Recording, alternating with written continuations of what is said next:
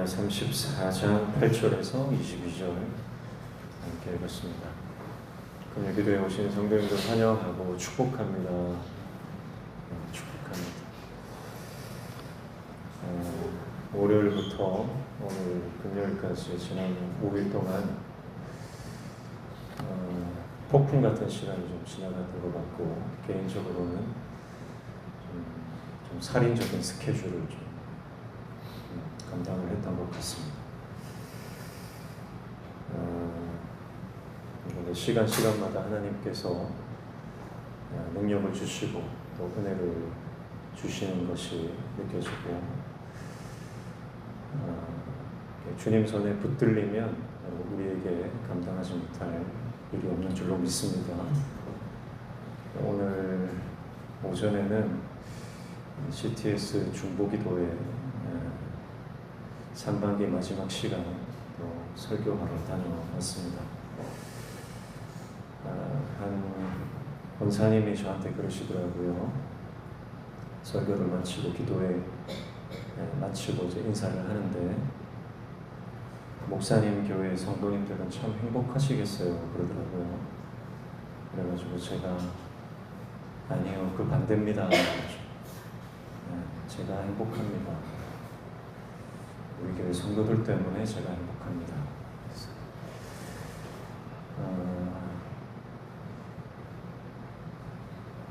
제가 가만히 생각해 보니까 하나님 은혜가 너무 많은 거예요. 하나님 은혜가 너무 크고, 감당할 수 없는 하나님의 은혜가 있고, 그리고 제가 또 감당할 수 없는 너무 좋은 교회, 너무 좋은 성도들을 만나서 너무 행복한 목회를 하고 있다, 그런 생각이 듭니다. 그래서 이번 주에 장례를 치르면서 제가 그런 생각이 드는 거예요. 오늘 금요기도회 설교를 준비하면서 지금 딱 죽으면 딱 좋겠다. 앞으로 내가 목회를 잘할 수 있을까? 박수 칠 때 떠나라 그랬는데, 지금 천국 가면 그나마 좀 그래도 실수하지 않고 넘어지지 않고, 지금 천국 가면 타이밍 너무 좋은데, 그런 생각이 들더라고요. 그래서 그런 생각이 듭니다. 언제 넘어질지 모른다. 언제 실패할지 모른다. 그래서 주님 은혜 아니면 안 된다.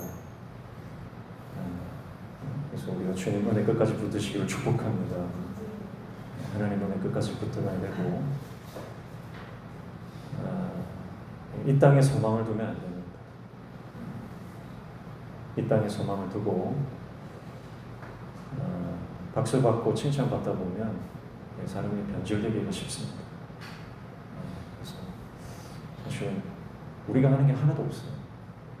내가 하는 게 하나도 없다. 다 하나님 은혜다.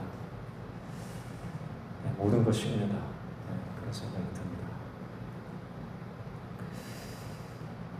하나님께서 우리 삶 가운데 부어주시는 놀라운 은혜, 그 은혜를 날마다 붙잡고 하나님께 드려야 될 영광을 마땅히 올려드려야 될 영광들을 탈취하지 말고,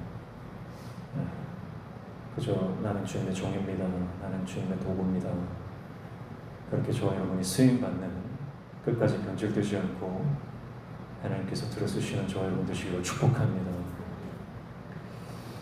오늘 본문은 시드기야 왕에 대한 말씀에 이어서 여호와와 맺은 백성들의 그 계약에 대한 말씀입니다. 그러니까 약속에 대한 말씀입니다. 약속에 대한 말씀입니다. 오늘 본문은 한 가지 주제를 다루고 있습니다. 자, 8절 보시면, 시드기야 왕이 예루살렘에 있는 모든 백성과 한 가지로 하나님 앞에서 계약을 맺고 자유를 선포한 후에 여호와께로부터 말씀이 예레미야에게 임하니라 그랬어요. 계약을 맺었다 그렇죠? 계약을 맺었다. 9절에도 그 계약은 사람마다 각기 히브리 남녀노비를 놓아 자유롭게 하고 그의 동족 유다인을 종으로 삼지 못하게 한 것이라.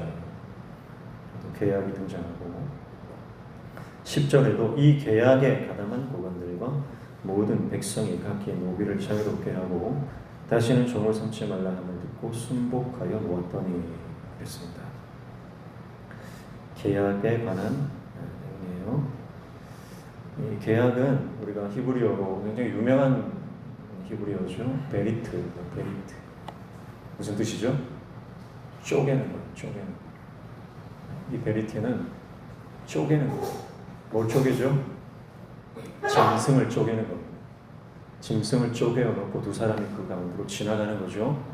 그래서 만약에 이 약속을 어기면 내가 이 쪼개진 짐승처럼 나도 쪼개질 것이다. 이것은 파기될 수 없는 약속을 말하는 것입니다. 이것이 베리트입니다. 자, 이건 그런데요. 이 베리트가 사람이 이 계약을 약속을 할 때는 계약이 됩니다. 계약. 그러나 하나님이 맺으시는 이 약속은요, 계약이 아니라 언약이 됩니다. 그래서 오늘 15절 보시면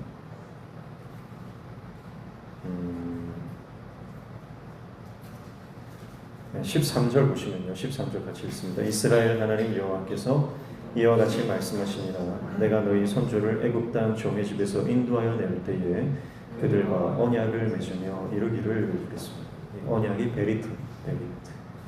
똑같은 단어지만 사람이 쓸 때는 계약이고 하나님이 쓰시는 언약이 되는 거예요. 하나님의 언약과 사람의 계약의 차이는 뭡니까? 하나님의 언약은 절대 파기되지 않는다. 하나님은 그 계약을, 그 언약을 반드시 지키신다. 그러나 사람의 계약은요, 쉽게 깨어지고 쉽게 변질되고 쉽게 포기되어지는 것이 사람의 계약이다라고 하는 것입니다. 오늘 시드기야 왕이 이 하나님 앞에서 계약을 맺고 자유를 선포하는데 그 선포하는 계약의 내용이 뭡니까? 바로 히브리인 종들을 자유케 하는 계약입니다.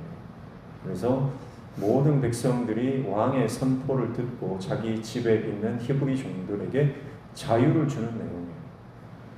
자, 왜 그렇습니까? 왜 지금 히브리 종들에게 자유를 주죠? 하나님의 뜻이니까 그런 거예요. 왜냐하면 이것은 율법이 규정하고 있는 조항입니다. 6년 동안 일하다가 피치 못할 사정으로 종이 된 자기 동족들은 7년이 되면 무조건 자유를 주게 되어 있습니다. 근데 지금 그 말씀에 순종하지 않고 있는 상태예요. 그러니까 지금 하나님의 말씀에 순종하겠다. 지금 무슨 상황이에요? 지금 바벨론이 예루살렘을 에워싸고 토성을 쌓고 이제 완전히 넘어오기 일보 직전에 공격이 시작된 상황. 그래서 지금 멸망 일보 직전, 파국의 종착점을 지금 그 시점 가운데에서 시드기야가 하나님의 말씀에 순종하겠다, 그렇게 계약을 선포하는 것입니다. 다시 말하면 지금까지 지독하게 순종 안 했다는 말이죠. 끝에 와서야 하나님 말씀 순종한다 그 말입니다. 여러분, 이게 사람이에요. 사람이 고집이 안 꺾입니다.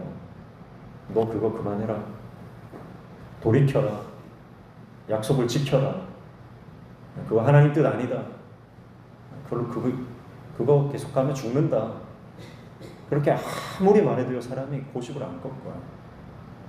그리고 죽기 직전에 후회합니다. 그게 사람입니다. 여러분, 오늘 저와 여러분이 하나님께서 말씀하실 때 즉각 순종하는 은혜가 있기를 축복합니다. 그게 은혜죠. 깨닫는 것이 은혜고 깨달은 대로 순종하는 것이 은혜고요.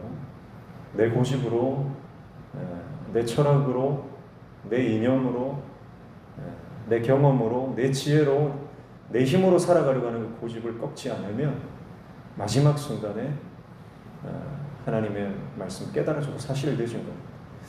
자, 그래 어쨌든 지금 시드기야가 이 계약을 선포하고 히브리인들 종들을 다 풀어줍니다. 자, 이것은 하나님의 말씀에 순종한다라고 하는 종교적 명분이고 하나님의 도우심을 구하는 어떤 액션으로 보여집니다. 그런데요, 이건 표면적으로 순종하는 거예요. 표면적으로. 오늘 말씀에는 등장하지 않지만 결국 조금 상황이 나아지니까 다시 풀어줬던 그 종들을 다시 구속하잖아요.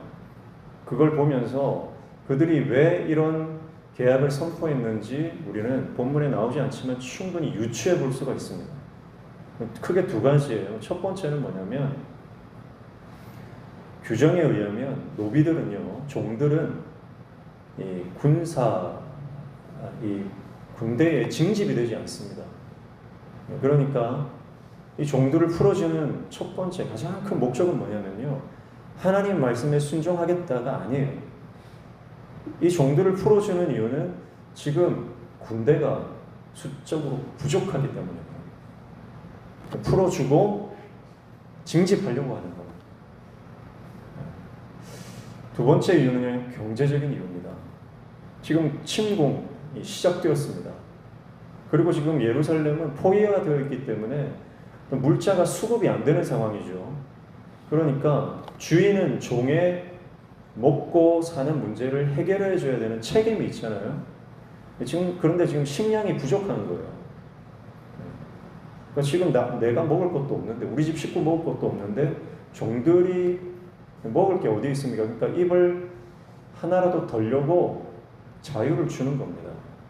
시드기야가 생각한 게 아니에요. 이거는요, 시드기야는 지금까지 계속 보면 자기 생각으로 움직이는 왕이 아닙니다. 현명한 왕이 아니에요. 주위에서 들리는 사람의 말을 듣는 거죠. 그러니까 아마 이 시드기야가 이 계약을 선포한 것도요, 시드기야 측근에 있는 사람들, 그의 측근에서 그를 좌지우지했던 그 많은 사람들, 시드기야가 좀 어린 나이 아닙니까? 그 사람들이 영향을 받았을 것이다, 분명히 이렇게 유추해 볼 수가 있겠습니다.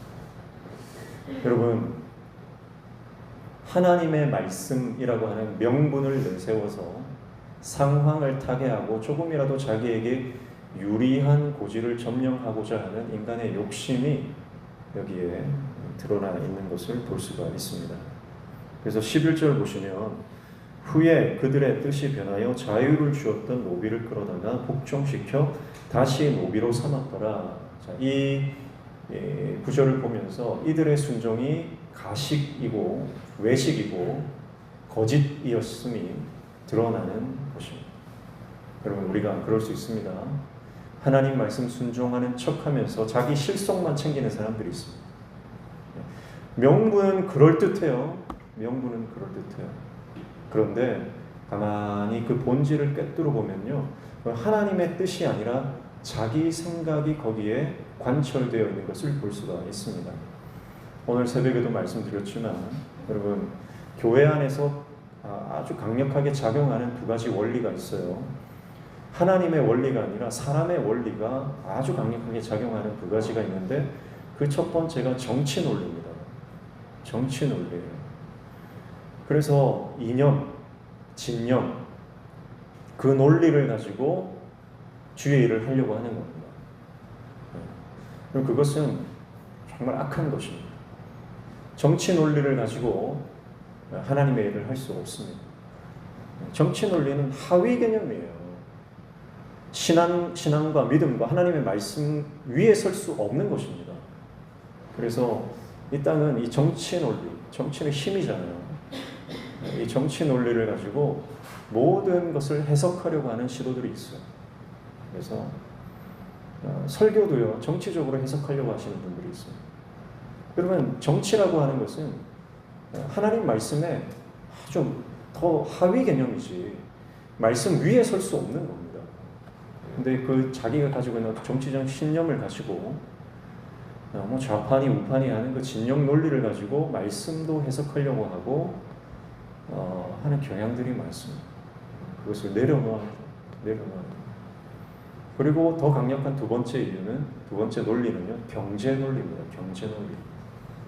교회 안에서 이게 굉장히 크게 작용을 합니다. 왜냐하면 우리가 돈이 전부인 시대를, 세상을 살아가기 때문에 돈의 지배를 받기 시작하면 하나님의 일을 하는데요, 돈으로 계산해요. 예산이 있냐 없냐. 여러분, 하나님의 일은 돈으로 하는 게 아닌 줄로 믿습니다. 예산이 없어도 하나님 뜻이면 하나님이 예산을 채워 주시는 거예요. 하나님의 뜻이면 인간의 어떤 그 경제 논리를 뛰어넘는 하나님의 역사가 반드시 일어나는 줄로 믿습니다.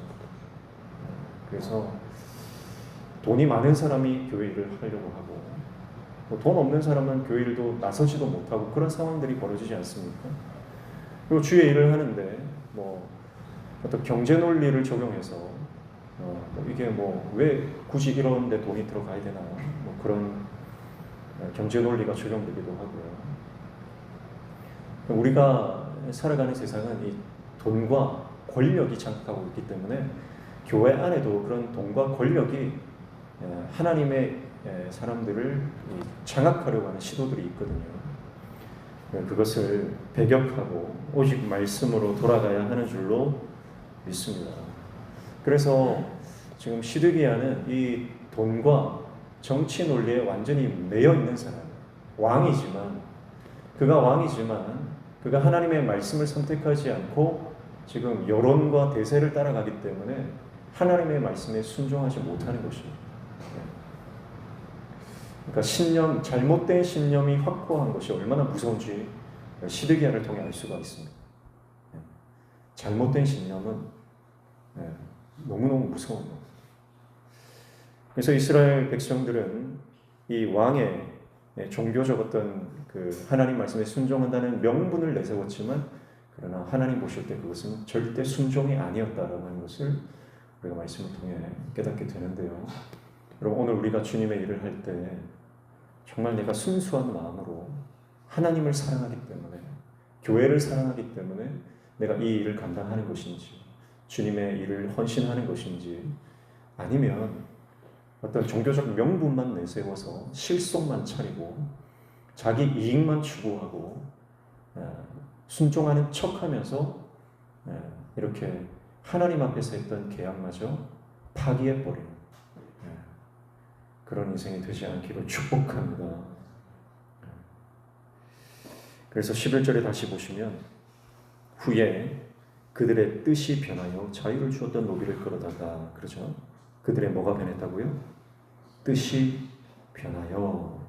그리고 마지막에 보면 노비를 끌어다가 복종시켜 다시 노비로 삼았더라 그랬어요. 그래서 뜻이 변했다, 또 다시 노비로 삼았다 할 때 이 뜻이 변한 것, 다시, 이것이 같은 단어입니다. 슈브 동사를 쓰고 있어요. 슈브 동사가 변하는 겁니다. 바뀌는 겁니다. 그래서 이것과 반대되는 구절 우리가 생각납니다. 뜻이 변했다 하니까 우리는 다니엘 1장 8절에 뜻을 정하여 하는 다니엘의 그 신앙을 우리는 떠올리게 됩니다. 여러분, 그러니까 뜻이 변했다는 신앙이 아니에요.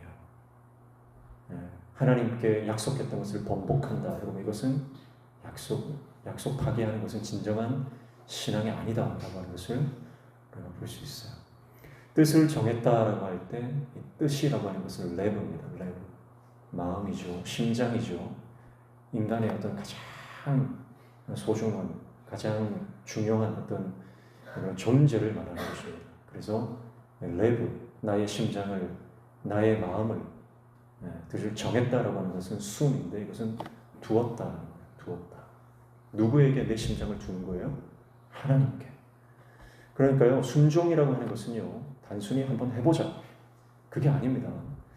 뜻을 정하는 순종은요, 하나님께 내 심장을 맡기는 거예요. 하나님께 내 목숨을 맡기는 거예요. 하나님께 내 운명을 맡기는 거예요. 하나님께 내 목숨을 걸고, 말씀에 내 목숨을 걸고, 내 인생을 하나님께 거는 겁니다. 그게 뜻을 정하는 거예요. 그러니까 완전히 신앙의 모습으로 내가 하나님 앞에 올인하는 거죠. 전부를 거는 겁니다. 일주일에 한 번 교회에 나와서 썬데이 크리스천으로 내가 하나님의 종이다, 내가 하나님의 사람이다, 내가 목사다, 장로다, 권사다, 그건 거짓말입니다. 매일의 삶 가운데 24시간 주님을 바라보고 어떠한 상황 가운데서도 믿음을 선택하는 것이, 그것이 바로 뜻을 전한 다니엘의 모습인 줄로 믿습니다. 그래서 오늘 저와 여러분이 하나님 앞에 정한 뜻이 있다면 변하지 않기를 축복합니다. 변하지 않아야 됩니다. 모든 인생의 문제는요, 약속이 깨어질 때 일어납니다.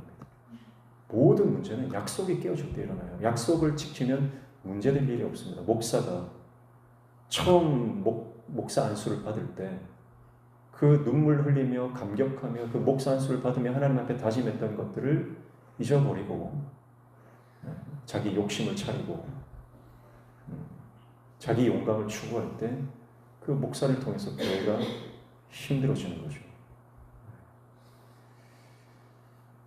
처음 장로가 될 때 하나님 앞에, 성도 앞에 서약했던 것, 그걸 깨뜨리는 순간 공동체가 어려워지는 것이고, 내가 처음 권사될 때 하나님 앞에 약속했던 것, 내가 처음 집사가 될 때 하나님 앞에 약속했던 것, 그게 깨어지는 순간, 내가 그것을 파기하는 순간 개인과 공동체의 어려움이 찾아오는 겁니다. 모든 교회 어려움은 다 약속을 깨기 때문에 일어나는 거예요. 가정도 마찬가지입니다. 부부의 서약이 깨어질 때 가정은 깨어지는 것입니다. 부모가 자녀를 처음 하나님께서 나에게 이 자녀를 주셨을 때 하나님 앞에 내가 이렇게 키우겠노라고 하나님 앞에 약속했던, 내가 믿음으로 키우겠다고 했는데 내가 믿음, 하나님 나라의 가치가 아니라 세상 가치로 점점 변질되면서 아이들을 바라보기 시작하면서 자녀들이 병들기 시작하는 거예요. 여러분, 우리가 하나님과 사람 앞에 약속한 것들을 깨뜨리지 않고 뜻을 정한 대로 그대로 주님 앞에, 사람 앞에 살아가면 반드시 승리하게 되는 줄로 믿습니다.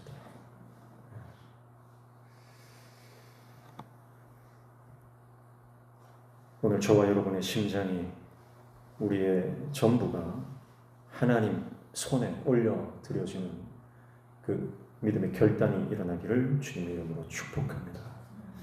자, 그런데요, 반대로 하나님은 그 언약을, 우리와 맺은 그 언약, 자기 백성과 그 맺은 언약을요, 끝까지 지키십니다. 끝까지 지키세요. 그래서 시드기야에게 이제 너 돌이킬 수 없다. 바빌론에게 사로잡혀가는 것, 포로로 잡혀가는 것, 예루살렘이 멸망하는 것, 돌이킬 수 없는 일이다. 그러나 네가 돌이키기만 하면, 네가 회개하기만 하면, 말씀에 순종하기만 하면 네가 평안히 죽을 것이다. 오늘 본문 직전에 그랬잖아요. 34장 5절 보십시오. 4절과 5절 보십시오. 그러나 유다의 시드기야 왕이여, 여호와의 말씀을 들으라. 여호와께서 내게 대하여 이와 같이 말씀하시니라. 내가 칼에 죽지 아니하고 평안히 죽을 것이며 사람이 너보다 먼저 있은 내 조상들 곧 선왕들에게 분향하던 것 같이 내게 분향하며 너를 위하여 애통하기를 슬프다 주여 하리니 이는 내가 말하였습니다. 여호와의 말씀이니라 하시니라 그랬습니다. 우리 같으면요, 내가 하나님이면 시드기야처럼 말 안 듣고 고집 부리고 속이 꼴통 아닙니까? 그러면 이제 그만 됐다. 이제 내가 너 포기할란다. 내가 너 이제 포기했다. 두 손 두 발 다 들었다. 네 마음대로 해라. 그럴 것 같아요. 그런데 하나님은요, 마지막까지 예레미야를 통해서 시드기야에게 말씀하십니다. 여러분, 이것이 하나님의 의지예요. 이것이 하나님의 사랑입니다. 끝까지 찾아오셔서, 끝까지 추격하셔서, 끝까지 그를 붙드시고 말씀해 주시는 것. 그래서 너 말씀, 내 말을 들으면 너의 평안한 삶이 유지될 것이다. 너가 평안히 죽을 것이다. 예루살렘이 멸망하는 것은 하나님의 정해진 심판이기 때문에 돌이킬 수 없다 하더라도, 그러나 네가 마지막이라도 돌이키면 내가 너에게 평안한 죽음을 줄 것이고 선왕들처럼 역사에 기억되는 왕이 될 것이다. 그렇게 말씀해 주세요. 그게 하나님의 사랑이고 그게 깨어지지 않는 하나님의 언약인 줄로 믿습니다. 그런데 시드기야는 어떻게 해요? 끝까지 순종하지 않습니다. 끝까지 순종하지 않고 결국은 두 눈이 뽑히고 자기 자식들이 자기 눈앞에서 죽고 마지막 비참하게 죽어가는 인생이 되는 것입니다. 그래서 지휘대 뜰 안에 예레미야를 가둬놓고요, 필요할 때만 찾아가서 예레미야에게 하나님의 뜻을 묻고, 필요 없을 때는 사람들의 말을 듣고, 예레미야를 찾아가서 조언을 구했던 것은 비밀로 붙이고.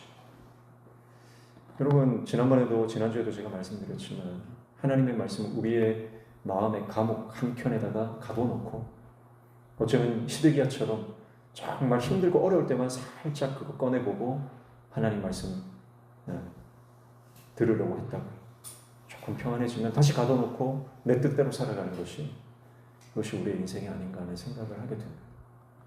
사랑하는 성도 여러분, 오늘 우리의 전 인격이, 우리의 전부가 하나님의 말씀으로 충만히 채워지시기를 축복합니다.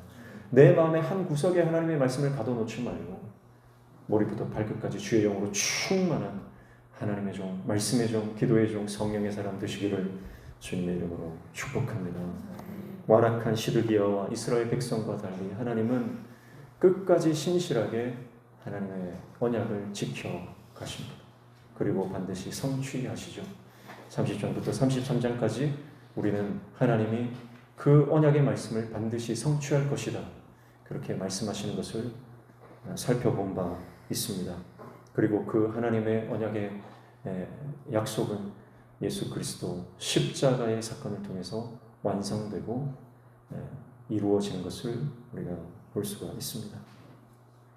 하나님의 열심, 우리를 끝까지 포기하지 않으시는 하나님의 사랑, 우리를 회복시키기 원하시는 하나님의 그 무한하신 자비가 오늘도 저와 여러분을 향해 있는 줄로 믿습니다.